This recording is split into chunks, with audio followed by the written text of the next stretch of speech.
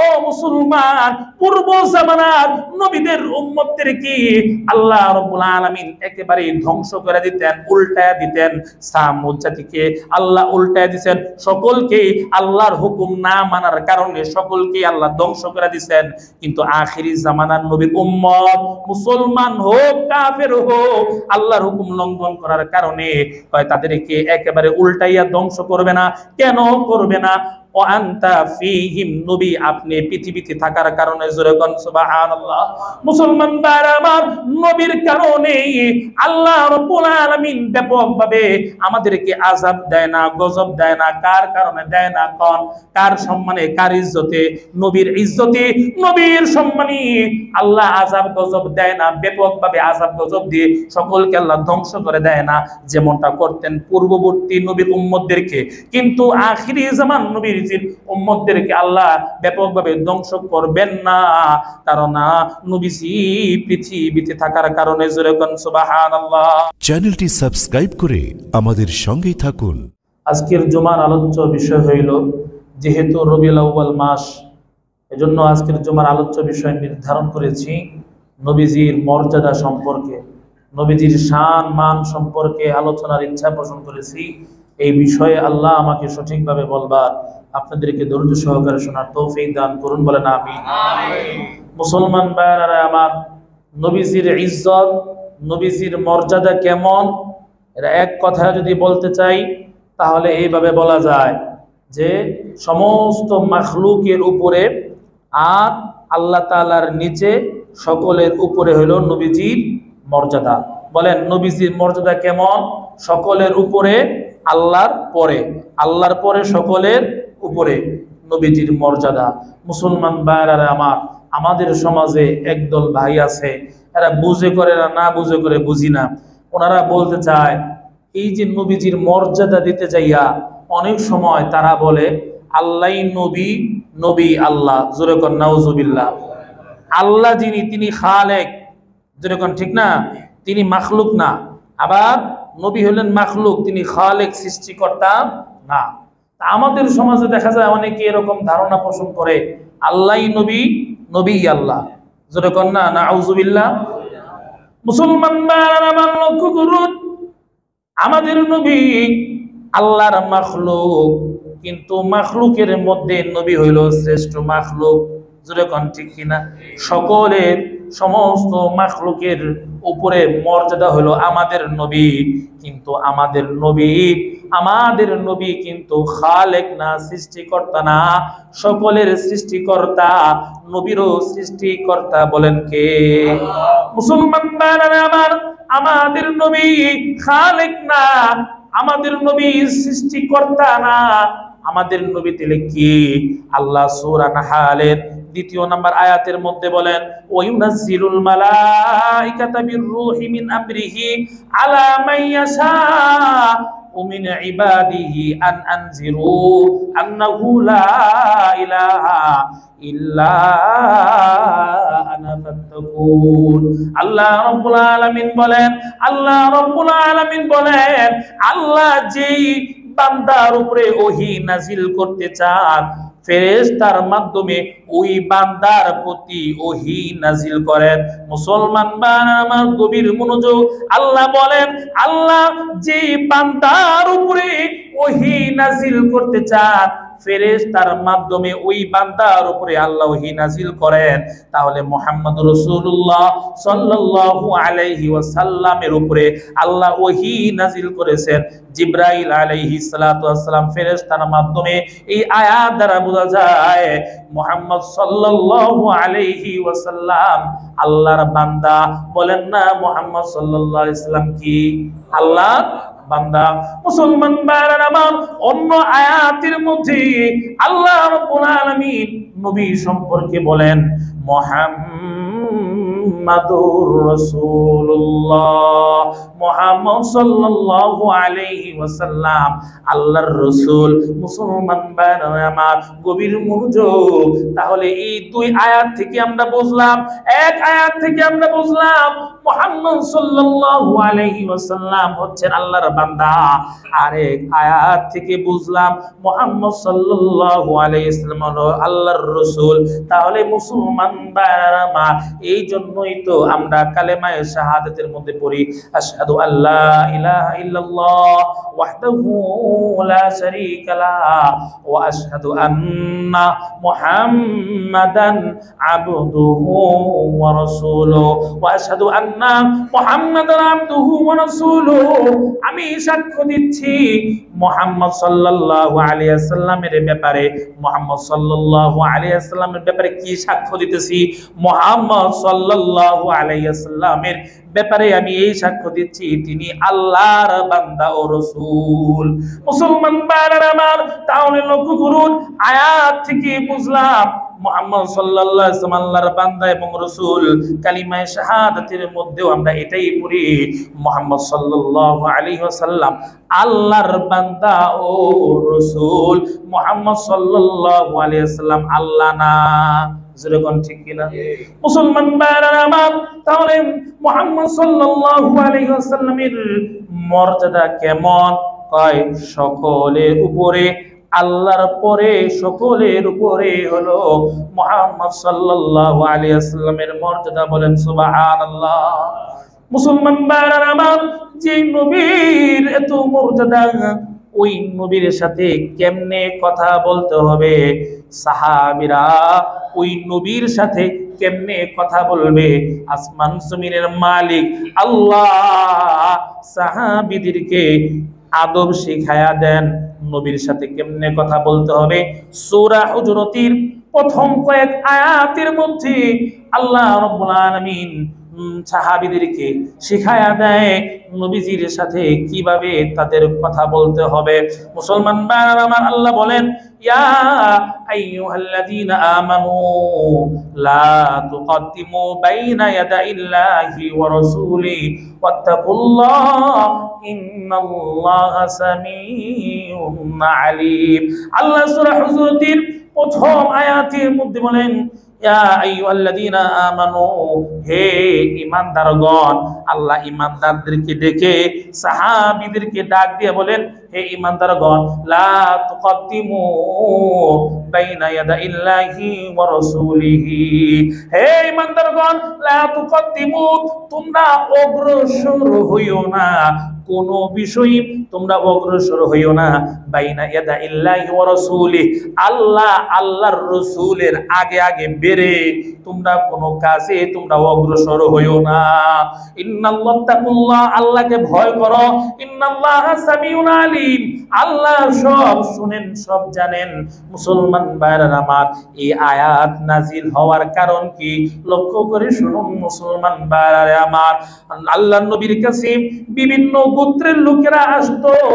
ওই গোত্রের নেতা কে হবে, ওই গোত্রের আমির কে হবে, এটা নির্বাচন করার জন্য, নির্বাচিত হওয়ার জন্য বিভিন্ন গোত্রের লোকেরা নবীজির কাছে আসতো। আর নবী সাহাবীদের কাছে পরামর্শ নিয়া গোত্রের আমির বানাইতো। মুসলমান ভাইরা আমার, নবী সাহাবীদের কাছ থেকে পরামর্শ নিয়া আমির বানাইতো। এর মানে এই না যে নবীজির বুঝ কম, জোরে কোন নাউজুবিল্লাহ। মুসলমান ভাইরা আমার, নবী কেন সাহাবীদের কাছ থেকে পরামর্শ নিয়েছেন?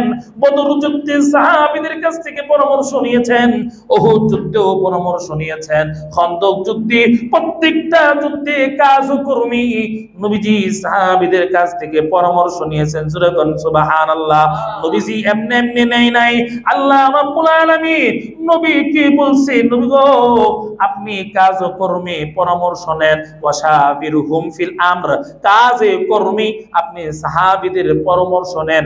ফাইদা আযামতা, কোন কাজে যদি সংকল্প করেন, ফাতাওয়াক্কাল আলাল্লাহ, আল্লাহর উপরে ভরসা করে কইরা ফালান। জোরে কোন সুবহানাল্লাহ।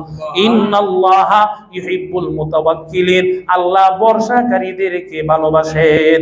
মুসলমান ভাইরা আমার, এইজন্য নবীজির সুন্নাত হইল নবীজি প্রত্যেকটা কাজকর্মী সাহাবীদের কাছ থেকে পরামর্শ নিতেন। বিভিন্ন গোত্রের লোকেরা নবীজির কাছে আসলে ওই গোত্রের আমির কে হবে, নেতা কে হবে, নবীজি নির্ধারণ করতেন। কিন্তু সাহাবীদের কাছ থেকে পরামর্শ নিয়েই করতেন। মুসলমান ভাইরা আমার, একদিনের ঘটনা, এক গোত্র নবীজির কাছে আসছে, ওই গোত্রের আমির কে হবে। নবীজি কারো কাছে পরামর্শ চায় নাই, কিন্তু দেখা গেছে হযরতে আবু বকর ওই গোত্রের আমির কে হবে তার নাম প্রস্তাব করেছেন। মুসলমান ভাইরা আমার, হযরতে আবু বকর সিদ্দিক রাদিয়াল্লাহু তাআলা আনহু যে লোকের নাম পেশ করেছেন, কিন্তু দেখা গেল হযরতে ওমর রাদিয়াল্লাহু তাআলা আনহু অন্য ওই গোত্রের অন্য আরেকজনের নাম প্রস্তাব করছে। হযরতে আবু বকর বলে, ওমর, আমি যে কথাই বলি তুমি ওই কথার বিরুদ্ধাচরণ করো, কোনো কথা তোমার সাথে আমার মিলে না, আমি যা বলি তাই তুমি উল্টা করো। আমি নাম প্রস্তাব করলাম একজনের, তুমি তাতে সমর্থন না দিয়ে তুমি আবার আরেকজনের নাম প্রস্তাব করছো। দুইজনের মধ্যেই কথা কাটাকাটি হওয়ার এক পর্যায়ে দুইজনের কথার আওয়াজ নবীর চাইতে বেড়ে গেল, তাদের কণ্ঠস্বর জোরে হয়ে গেল। নবী বসা, নবীর সামনে তাদের কণ্ঠের আওয়াজ বেড়ে গেছে। আল্লাহ সহ্য করতে পারে নাই, আল্লাহ সাহাবীদেরকে আদব শিখায়, ইয়া আইয়ুহাল্লাযীনা আমানু লা তারফাউ আসওয়াতাকুম ফাওকা সাওতিন নবী ওয়া লা তাজহারু লাহু কাওলি কাজহারি বা'দিকুম লিবা'দিন আন তাহবাতা আমালুকুম ওয়া আনতুম লা তাশউরুন। আল্লাহ রাব্বুল আলামিন সূরা হুজুরাতের ২য় নম্বর আয়াতের মধ্যে বলেন, ইয়া আইয়ুহাল্লাযীনা আমানু লা তারফাউ আসওয়াতাকুম ফাওকা সাওতিন নবী, হে ঈমানদারগণ, তোমাদের কণ্ঠস্বর, তোমাদের কথার আওয়াজ নবীর কণ্ঠস্বরের উপরে যেন না হয়, তোমাদের আওয়াজ নবীর আওয়াজের চাইতে যেন বেশি না হয়। তোমরা অন্যান্য লোকদের সাথে যেভাবে কথা বলো, নবীর সাথে তোমরা ওইভাবে কথা বলতে পারবা না। যদি তোমাদের কণ্ঠ নবীর কণ্ঠর চাইতে বেড়ে যায়, নবীজির সাথে যদি উচ্চ আওয়াজে যদি তোমরা কথা বলো, আনতাহবাতা আমালুকুম, তোমাদের সব আমলগুলো নষ্ট হয়ে যাবে, বরবাদ হয়ে যাবে। ওয়া আনতুম লা তাশউরুন, তোমরা টেরও পাইবা না। মুসলমান ভাইরা আমার, এই আয়াত নাযিল হওয়ার পর সাহাবায়ে কেরাম নবীজির সামনে নিম্ন স্বরে কথা বলে, নবীজির আওয়াজের চাইতে সাহাবীদের আওয়াজ বাড়ায় না। মুসলমান ভাইরা আমার, লক্ষ্য করুন, নবী হইল সম্মানিত, সম্মানিত ব্যক্তিকে সম্মান দিতে হবে, জোরে কোন ঠিক কিনা? মুসলমান ভাইরা আমার, লক্ষ্য করে শুনুন, যিনি মাস্টার, যিনি শিক্ষক, বলেন না ওই শিক্ষক তিনি সম্মানিত না অসম্মানিত ব্যক্তি? মাস্টার যিনি, শিক্ষক যিনি, তিনি সম্মানিত। ছাত্রদের উচিত হইল শিক্ষক যিনি, মাস্টার যিনি আছেন, যার কাছ থেকে সে ইলম হাসিল করে, ওই মাস্টারকে, ওই শিক্ষককে সম্মান করা, জোরে কোন ঠিক কিনা? কিন্তু মুসলমান বানাবার আজ আমাদের সমাজে দেখা যায়, কয় 8 এ পড়ে 9 এ পড়ে ছোট ছোট পোলাপাইন, এরা তো মুরব্বীদেরকে সম্মান দেয় না। আর দেখা যায় এরা বিভিন্ন দল পাকায় আর স্লোগান দেয়, ছাত্রদের পক্ষে সবই সম্ভব, মানে এরা অসম্ভবকে সম্ভব করে, জোরে কন্যা নাউজুবিল্লাহ। মুসলমান ভাইরা আমার, অসম্ভবকে সম্ভব ছাত্ররা করতে পারে না, অসম্ভবকে সম্ভব শুধুমাত্র একজনই করতে পারে, তিনি কে? মুসলমান ভাইরা আমার, লক্ষ্য করুন, শিক্ষক যিনি, মাস্টার যিনি, তিনি একজন সম্মানিত ব্যক্তি।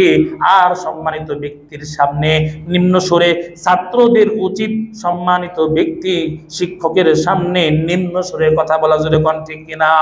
মুসলমান ভাইরা আমার, লক্ষ্য করে শুনুন, মা বাবা তো সম্মানিত ব্যক্তি, জোরে কোন ঠিক কিনা? মুসলমান সন্তানের উচিত হইল মা বাবার সামনে নিম্ন সুরে কথা বলা।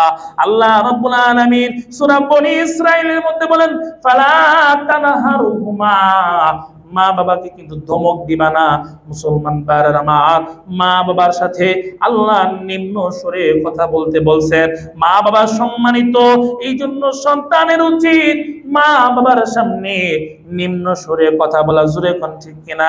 ও মুসলমান ভাইরা আমার, লক্ষ্য করে শুনুন, কয় আল্লাহর ওলি যিনি, কয় পীর সাহেব যিনি, আসলে যদি তিনি আল্লাহর ওলি হয়ে থাকেন, আসলে যদি তিনি পীর সাহেব হয়ে থাকেন, নেককার লোক হয়ে থাকেন, তাহলে তাহলে নেককার লোকের মুরিদান যারা আছে, মুরিদানদের উচিত হইল পীর সাহেবের সামনে, আল্লাহ ওলির সামনে নিম্ন সুরে কথা বলা। জোরে কোন ঠিক কিনা?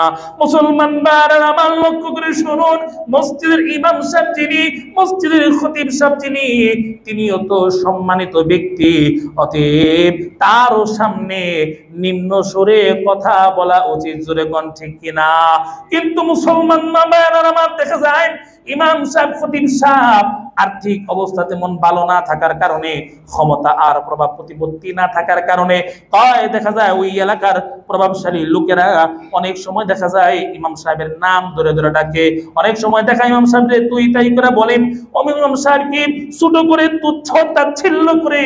অথচ মুসলমান ভাইরা আমার, ইমাম সাহেব যেই হোক, বয়স যেমনই হোক, যেই হোক, মুসলমান ভাইরা আমার তাকে ইজ্জত আর সম্মান দিতে হবে। জোরে কোন ঠিক কিনা? মুসলমান ভাইরা আমার লক্ষ্য করুন, আল্লাহ রাব্বুল আলামিন নবীকে, নবীর সামনে কেমনে কথা বলতে হবে, সাহাবীদের কি ওই আদব শিখায়া দিবেন। মুসলমান ভাইরা আমার নবীর কেমন ইজ্জত, কেমন মর্যাদা, কেমন সম্মান। ও মুসলমান ভাইরা আমার লক্ষ্য করে শুনুন, হযরত মূসা আলাইহিস সালাতু ওয়াস সালাম আল্লাহকে বলে, রব্বি আরিনি আনজুর ইলাইক। সূরা আরাফের 143 নম্বর আয়াত। হযরত মূসা আলাইহিস সালাতু ওয়াস সালাম আল্লাহ রাব্বুল আলামিনের কাছে বলে, রব্বি, হে আমার রব, আরিনি, আমাকে দেখা দাও। রব্বি আরিনি, হে আমার রব, আরিনি, আমাকে দেখা দাও। আনজুর ইলাইক, আমি তোমাকে দেখতে চাই, আমি তোমাকে দেখব। মুসলমান ভাইরা আমার দেখা যায় প্রেমিক প্রেমিকারা যদি খালি ফোনে যদি কথাই বলে, কিন্তু কথা বললাম মজা পায় না, দেখা সাক্ষাৎ করতে চায়। মুসলমান ভাইরা আমার বন্ধু বন্ধুকে শুধু কথা বলেই বন্ধুর অন্তরে শান্তি হয় না, দেখা করতে চায়। স্বামী যদি বিদেশে যায় তাহলে শুধু স্ত্রীর সাথে কথা বললেই মন শান্ত হয় না, ভিডিও কলে তাকে আবার দেখে। জোরে কোন ঠিক কিনা? বন্ধ পাইলি বাড়িতে চলে আসে। মুসলমান ভাইরা আমার, নবীরা হইল আল্লাহর বন্ধু, বন্ধুর সাথে তো কথা বলেই। এখন মূসা আলাইহিস সালাতু ওয়াস সালাম চায় বন্ধুকে দুনিয়াতে দেখাবার। মুসলমান ভাইরা আমার, এই জন্য মূসা আলাইহিস সালাতু ওয়াস সালাম বলে, রব্বি, হে আমার রব, আরিনি, আমাকে দেখা দাও। আনজুর ইলাইক, আমি তোমাকে দেখব। আল্লাহ বলেন, ক্বালা লান তারানি, না, তুমি আমাকে দেখতে পাইবা না। ওয়ালাকিন উনজুর ইলাল জাবাল, পাহাড়ের দিকে তাকাও। ফাইন ইস্তাকাররা মাকানাহু, যদি পাহাড়টা স্থির থাকে তাহলেই তুমি আমাকে দেখতে পাইবা। মুসলমান ভাইরা আমার, আল্লাহ রাব্বুল আলামিন যখন তার নূরের এক জাররা পরিমাণ নূর যখন পাহাড়ের মধ্যে রাখছে, ওই পাহাড়টা ভেঙে চুরে চুরমার হয়ে গেছে, আর মূসা আলাইহিস সালাতু ওয়াস সালাম অজ্ঞান হয়ে পড়ে গেছে। মুসলমান ভাইরা আমার, মূসা আলাইহিস সালাতু ওয়াস সালাম আল্লাহকে দেখতে চাইছে, কিন্তু আল্লাহকে দেখতে পারে নাই। আর আমার নবী আল্লাহকে দেখতে না চাইলেও আল্লাহ নবীজিকে তাকে দেখানোর জন্য, তার সাথে কথা বলার জন্য মক্কা থেকে বাইতুল মুকাদ্দাসে নবীদের ইমামতি করাইয়া আল্লাহ রাব্বুল আলামিন নবীজিকে প্রথম আসমান, দ্বিতীয় আসমান, তৃতীয় আসমান, সপ্তম আসমান, সিদরাতুল মুনতাহা অতিক্রম করে, জান্নাত অতিক্রম করে আরশে আজিমে নিয়ে আল্লাহর সাথে নবীর সাক্ষাৎ কথা হইছে। জোরে কোন সুবহানাল্লাহ। মুসলমান ভাইরা আমার, এতেই তো বোঝা যায় আমার নবীর ইজ্জত মর্যাদা কেমন। মূসা আলাইহিস সালাতু ওয়াস সালাম আবেদন করেও আল্লাহকে দেখতে পায় নাই, আর আমার নবী আবেদন না করেও নবীর মন খারাপ, আল্লাহ মন ভালো করে দেওয়ার জন্য নবীজিকে দুনিয়া থেকে আরশে আজিমে নিয়ে গেছেন। বলেন সুবহানাল্লাহ। মুসলমান ভাইরা আমার লক্ষ্য করে শুনুন, আমার নবীর কেমন ইজ্জত, কেমন মর্যাদা। মুসলমান ভাইরা আমার, সূরা শুআরার 87 নম্বর আয়াত, ইব্রাহিম আলাইহিস সালাতু ওয়াস সালাম আল্লাহকে বলে, রব্বি, হে আমার রব, লা তুখজিনি ইয়াউমা ইউবাসুন, হে আমার রব, যেদিন কিয়ামত হবে, পুনরুত্থান হবে, পুনরুত্থানের দিনে, কিয়ামতের দিন তুমি আমাকে লাঞ্ছিত আর অপমানিত কইরো না। ইব্রাহিম আলাইহিস সালাতু ওয়াস সালাম আল্লাহকে বলে, হে আল্লাহ, লা তুখজিনি ইয়াউমা ইউবাসুন, কিয়ামতের ময়দানে, পুনরুত্থান দিবসে তুমি আমাকে লাঞ্ছিত ও অপমানিত কইরো না। আর মুসলমান বারার আমার নবীজি আল্লাহর কাছে, আমাদের নবী আল্লাহর কাছে এই কথা বলে নাই, আল্লাহ নিজেই সূরা তাহরিমের 8 নম্বর আয়াতের মধ্যে পাওয়া যায়। আল্লাহ নিজেই বলে, ও নবী লা তুখজিনি ইয়াউমা লা ইখজিল্লাহুন নাবিয়্যা ওয়াল্লাযীনা আমানু মা'a, ইয়াউমা লা ইখজিল্লাহুন নাবিয়্যা ওয়াল্লাযীনা আমানু মা'a। নবী, আল্লাহ আপনাকে আর আপনার সাথে যারা মুসলমান হয়েছে, মানে সাহাবীদেরকে, আমার আল্লাহ কিয়ামতের দিন লাঞ্ছিত করবে না। বলেন সুবহানাল্লাহ। মুসলমান ভাইরা আমার, সূরা তাহরিমে আল্লাহ বলেন, ইয়াউমা লা ইখজিল্লাহুন নাবিয়্যা ওয়াল্লাযীনা আমানু মা'a, আল্লাহ কিয়ামতের ময়দানে নবীকে আর নবীর সাথে যারা মুসলমান হয়েছে, ওই মুসলমানদেরকে আল্লাহ কিয়ামতের দিন লাঞ্ছিত করবে না। মুসলমান ভাইরা আমার, তাহলে বোঝা যায় আমাদের নবীর মর্যাদা কত বেশি। জোরে কোন সুবহানাল্লাহ। মুসলমান ভাইরা আমার, লক্ষ্য করে শুনুন, আমাদের নবীর কেমন মর্যাদা, কেমন মর্যাদা। আল্লাহ রাব্বুল আলামিন নবীকে বলে, সূরা ওয়াদ-দুহার মধ্যে পাওয়া যায়, আল্লাহ বলেন, ওয়ালা সাউফা ইউতিকা রাব্বুকা ফাতারদা। ও নবী, অচিরে আপনার রব আপনাকে এমন কিছু দিবেন, ফাতারদা, আপনি সন্তুষ্ট হয়ে যাইবেন। জোরে কোন সুবহানাল্লাহ। এমন দিবে, এমন দিবে নবী গো, এমন দিবে, আখিরাতে এমন আপনাকে দিবে, দুনিয়াতে তো দিছেই, আখিরাতে আপনাকে এমন মর্যাদা আমি আল্লাহ দিব, আপনি সন্তুষ্ট হয়ে যাইবেন। জোরে কোন সুবহানাল্লাহ। মুসলমান ভাইরা আমার, কি দিবে? ও মুসলমান ভাইরা আমার, আল্লাহ রাব্বুল আলামিন নবীকে এমন জিনিস দিয়েছেন, অন্য কোন নবীকে আল্লাহ সেই জিনিস দেয় নাই। কয় আল্লাহ রাব্বুল আলামিন নবীকে কি দিয়েছে? আল্লাহ বলেন, ইন্না আ'তাইনাকাল কাউসার, নবী গো, আমি আপনাকে কাউসার দিলাম। ও মুসলমান ভাইরা আমার, কাউসার কি? কয় কাউসার হইল একটা জান্নাতের নদী, নহর। ওই নদী আর নহরের পানি হাসরের মাঠে কিয়ামতের ময়দানে যে একবার ওই কাউসারের পানি পান করবে, হাউজে কাউসারের পানি পান করবে, হাসরের মাঠে তার আর পিপাসা লাগবে না। জোরে কোন সুবহানাল্লাহ। মুসলমান ভাইরা আমার, হাসরের ময়দানে অবস্থা হবে ভয়াবহ। কয় ভয়াবহ দৃশ্য যদি কেউ দেখি, কয় তখন তো তার গলাটা শুকায়া যায়। কিয়ামতের ময়দানে লোকেরা যখন ভয়াবহ দৃশ্য দেখবে, জাহান্নামকে দেখবে, নবীরা পর্যন্ত নাফসি নাফসি বলতে থাকবে, সমস্ত মানুষের গলা শুকায়া যাবে। নবী বলেন, ওই সময় যারা হাউজে কাউসারের পানি পান করবে, তাদের আর গলা শুকাবে না, পিপাসিত হবে না। জোরে কোন সুবহানাল্লাহ। পিপাসিত যদি না হয়, তাহলে যত ভয়ঙ্কর দৃশ্যই হোক, তখন তার বেশি একটা কষ্ট লাগে না। অন্য রিওয়ায়াতের মধ্যে পাওয়া যায়, নবী বলেন, যে একবার হাউজে কাউসারের পানি পান করবে, জান্নাতে যাওয়ার আগ পর্যন্ত সে আর পিপাসিত হবে না। বলেন সুবহানাল্লাহ। মুসলমান ভাইরা আমার, আল্লাহ হলেন রব্বুল আলামিন, আল্লাহ হলেন জগৎ সমূহের রব। আর ওই জগৎ সমূহের রব আল্লাহ, তিনি ঘোষণা দিয়েছেন, ওমা আরসালনাকা ইল্লা রাহমাতাল লিল আলামিন। ও নবী, আমি আল্লাহ আপনাকে জগৎ সমূহের রহমত স্বরূপ দুনিয়ায় প্রেরণ করেছি। বলেন সুবহানাল্লাহ। আল্লাহ হলেন রব্বুল আলামিন, আমাদের নবী হইলেন রাহমাতুল লিল আলামিন। নবী শুধু আমাদের জন্য, শুধু মুসলমানদের জন্যই রহমত না, কয় বেঈমান কাফেরদের জন্য আমার নবী হইল রহমত। মুসলমান ভাইরা আমার, কেমনে? ও মুসলমান ভাইরা আমার, লক্ষ্য করে শুনুন, আল্লাহর নবী যখন মদিনায় ছিলেন, মক্কায় ছিলেন, নবী যখন মক্কায় ছিলেন, মক্কায় যখন ছিলেন, তখন নবীজির সামনে আবু জেহেল নবীজির সামনে আল্লাহর কাছে দোয়া করে। ওই কথা আল্লাহ সূরা আনফালের 32 নম্বর আয়াতের মধ্যে তুলে ধরছেন, আবু জেহেল নবীজির সামনে নবীজিকে শুনাইয়া আল্লাহর কাছে দোয়া করে। কি দোয়া করে আল্লাহ বলছেন?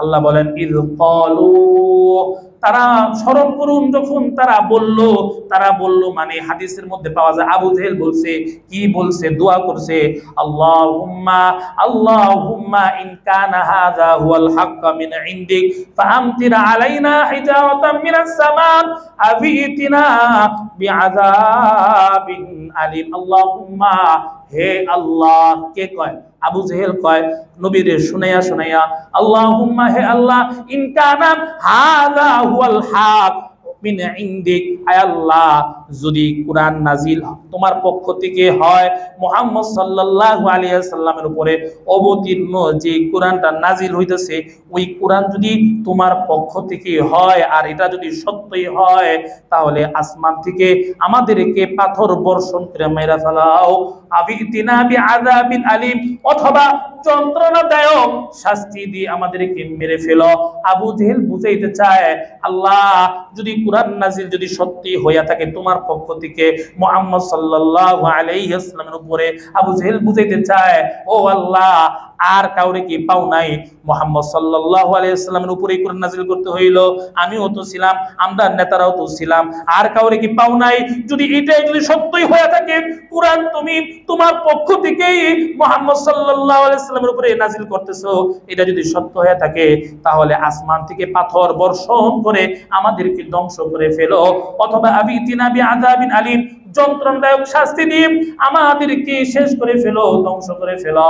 মুসলমান ভাইরা আমার, আবু জেহেল আল্লাহর কাছে এই দোয়া করে নবীরে শুনাইয়া, অথচ আবু জেহেলের এইভাবে বলা দরকার ছিল, আয় আল্লাহ, যদি বাস্তবে তোমার পক্ষ থেকে মুহাম্মদ সাল্লাল্লাহু আলাইহি ওয়াসাল্লামের উপর কোরআন নাজিল হয়, তাহলে ওই কোরআনের অনুসারী আমাদেরকে বানায়ো।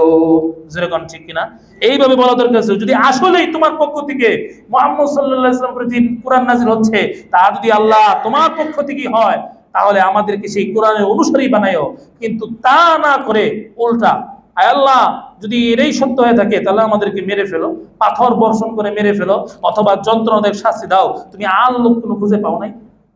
মুসলমান ভাইরা আমার, এইভাবে নবীকে টিক্কারি করে, নবীকে শোনানোর অর্থ হলো টিক্কারি দেওয়া। মুসলমান ভাইরা আমার, এইভাবে যখন দোয়া করতেছে, আল্লাহ রাব্বুল আলামিন আয়াত নাযিল করছে। আল্লাহ বলেন, মা কানাল্লাহু লিউআযিবাহুম ওয়া আনতা ফীহিম। অগনবী, আবু জেহেল যে কাজগুলি করতেছে, আমার হুকুম লঙ্ঘন করতেছে, আপনার হুকুম লঙ্ঘন করতেছে, ও নবী যে কাজ করতেছে, ওর কথা অনুযায়ী আসলে ওই শাস্তির উপযুক্ত পাথর মেরে আমি আল্লাহ ওরে শেষ করে দিতাম, যন্ত্রণাদায়ক শাস্তি দিয়ে আমি তাকে শেষ করে দিতাম। দেই না কে? ওমা কানাল্লাহু লিউআযিবাহুম, ও নবী, আল্লাহর পক্ষে এটা সমীচীন নয়, লিউআযিবাহুম, তাদেরকে আযাব দিবে। কেন দিবে না? কয়, ওয়া আনতা ফীহিম, নবী, আপনি তো তাদের সামনে, তাদের কাছে উপস্থিত। নবী গো, আমি আল্লাহ আপনারে রাহমাতুল লিল আলামিন বানাইছি, আপনি ওই জায়গায় থাকা অবস্থায় আমি আল্লাহ কিভাবে তাদের উপরে পাথরের বৃষ্টি বর্ষণ করি, কিভাবে আমি আল্লাহ তাদেরকে আযাব দেই। মুসলমান ভাইরা আমার, তাহলে বোঝা যায় নবীজির রহমতের কারণে আবু জেহেল আল্লাহর আযাব থেকে বেঁচে গেছে। মুসলমান ভাইরা আমার, লক্ষ্য করে শুনুন, ও মুসলমান, পূর্ব জামানার নবীদের উম্মতদেরকে আল্লাহ রাব্বুল আলামিন একেবারে ধ্বংস করে দিতেন, উল্টায়া দিতেন। সামুদ জাতিকে আল্লাহ উল্টায়া দিতেন, সকলকে আল্লাহর হুকুম না মানার কারণে সকলকে আল্লাহ ধ্বংস করে দিয়েছেন।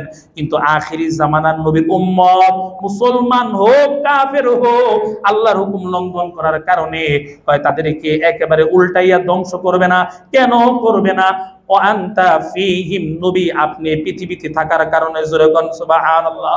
মুসলমান ভাইরা আমার, নবীর কারণে আল্লাহ রাব্বুল আলামিন ব্যাপকভাবে আমাদেরকে আযাব দেয় না, গজব দেয় না। কার কারণে দেয় না? কোন কার সম্মানে, কার ইজ্জতে? নবীর ইজ্জতে, নবীর সম্মানে আল্লাহ আযাব গজব দেয় না। ব্যাপকভাবে আযাব গজব দিয়ে সকলকে আল্লাহ ধ্বংস করে দেয় না, যেমনটা করতেন পূর্ববর্তী নবীর উম্মতদেরকে। কিন্তু আখিরি জামান নবীর উম্মতদেরকে আল্লাহ ব্যাপকভাবে ধ্বংস করবেন না, কারণ নবীজি পৃথিবীতে থাকার কারণে, জোরে কোন সুবহানাল্লাহ।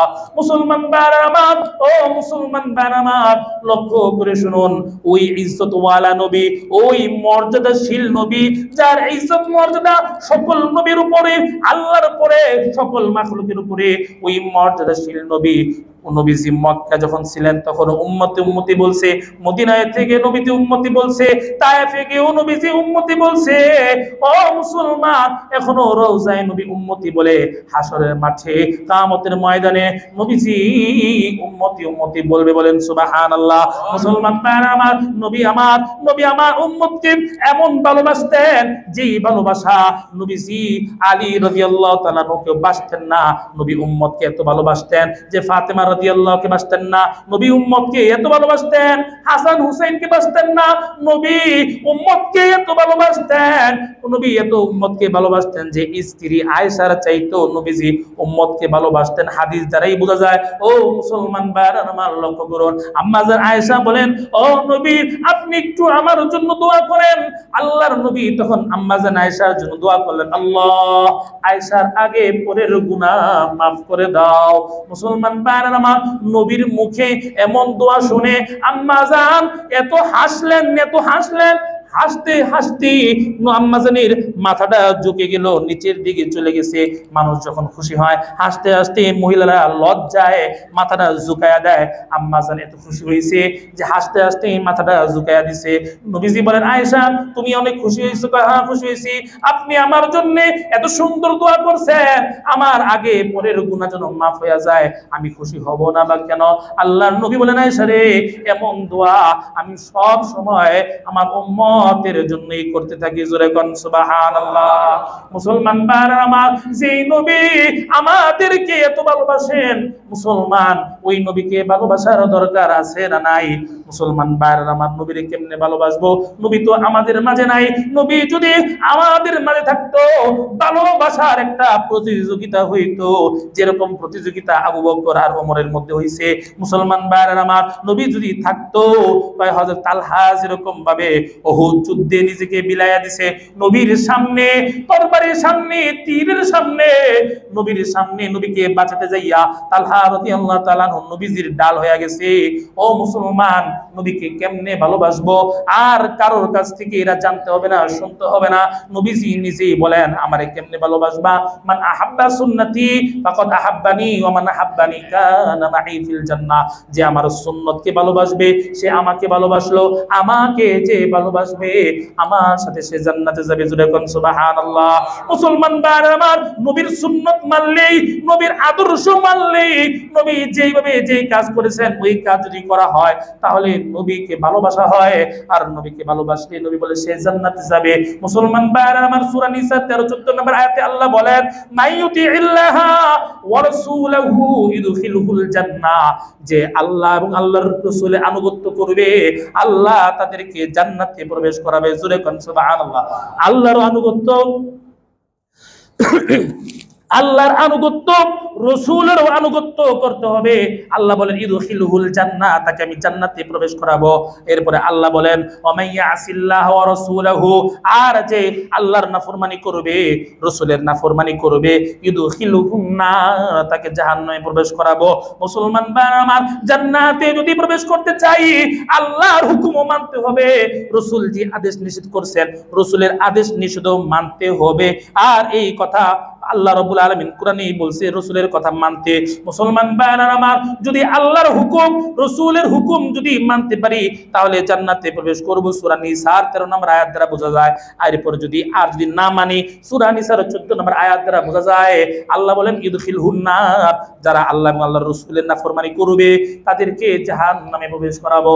ও মুসলমান, তাহলে জান্নাতে যদি প্রবেশ করতে চাও, কিয়ামতের ময়দানে নবীর সুপারিশ যদি পেতে চান, হাউজে কাউসারের পানি যদি পান করতে চান, তাহলে নবীজির আদর্শ, নবীজির সুন্নাত আমাদের জীবনের মধ্যে ফিট করতে হবে। মহান আল্লাহ রাব্বুল আলামিন নবীজির সকল সুন্নতকে আমি সহ আপনাদের সকলকে যেন আমল করতে পারি, আল্লাহ যেন সেই তৌফিক দান করেন। আমিন। ওয়া মা আলাইনা